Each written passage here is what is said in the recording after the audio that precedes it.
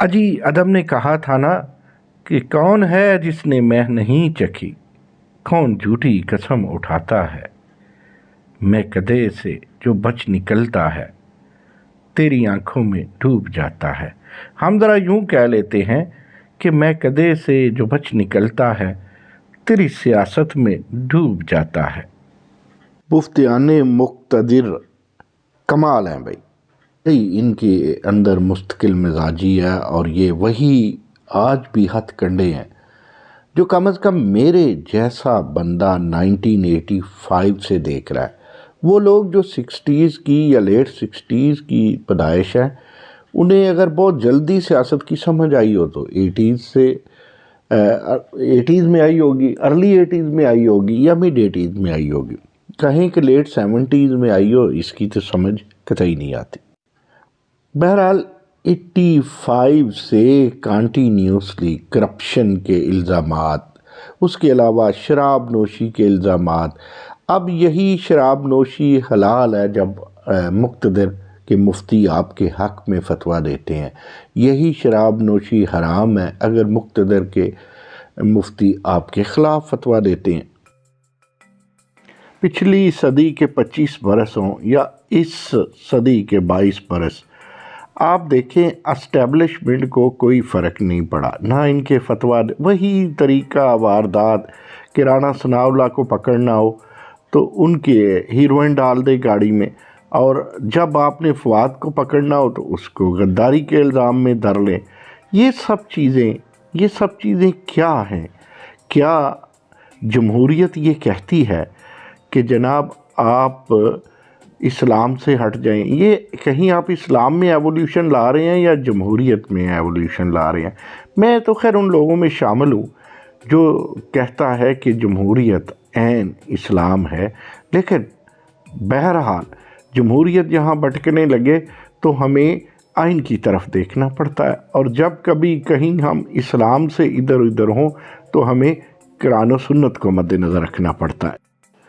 اس میں کوئی شک نہیں ہے کہ 1973 کا آئین ہو یا ضیاء الحق کی 8ویں ترمیم ہو یا پھر اس کے بعد زرداری کے دور میں ہونے والی 18ویں ترمیم ہو، کسی میں بھی شراب حلال قرار نہیں دی گئی، نہ جوا حلال قرار دیا گیا ہے، نہ ہمارے آئین کے دباچے سے یا کہیں اس کے آرٹیکل سے نکلا ہے کہ پاکستان اسلامی جمہوری پاکستان نہیں ہے، اسلامی جمہوریہ پاکستان نہیں ہے، تو کہیں بھی یہ باتیں نہیں نکلی۔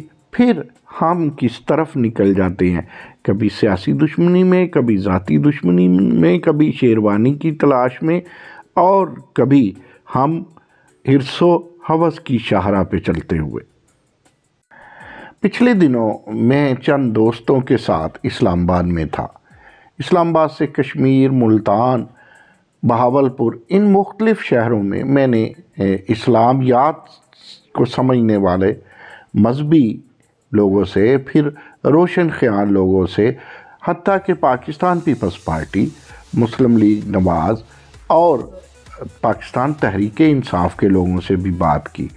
اب بات عدت کی کر لیں تو عمران خان کے چاہنے والوں کے نزدیک عدت کے دنوں میں نکاح پہ نکاح کرنے میں کوئی مذائقہ نہیں ہے۔ وہ کہتے ہیں جی نکاح کے بغیر بھی تو لوگ خواتین رکھے ہوئے ہیں، ان میں سے میں ان لوگوں کی بات کرتا ہوں جو باشعور اور صاحبان علم ہیں۔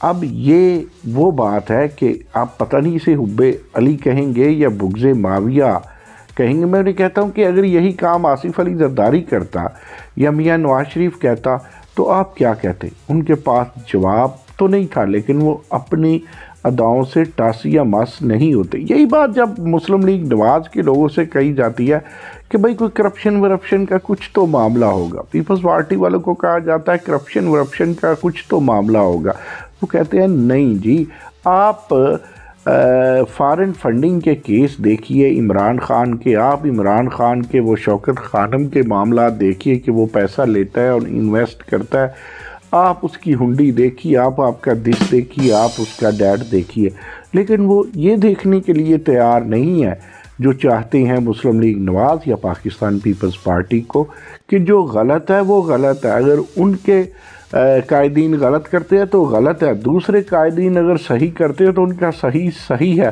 بہرحال غلط یا صحیح، یہ محمود کا ہو یا ایاز کا ہو، غلط غلط ہوتا ہے اور صحیح صحیح ہوتا ہے۔ لیکن کیا واقعتاً معاشرہ ہمارا، یا چلیے معاشرہ نہیں کہتے، ہم کہہ لیتے ہیں، کیا واقعتاً ہمارا سیاسی معاشرہ اس قدر تقسیم ہو گیا کہ ہم قرآن و حدیث کو بھی پس پش ڈال دیتے ہیں اور ہم ڈومینیٹ کر دیتے ہیں اپنی خواہش کو، اپنی سوچ کو یا اپنی حسرت کو۔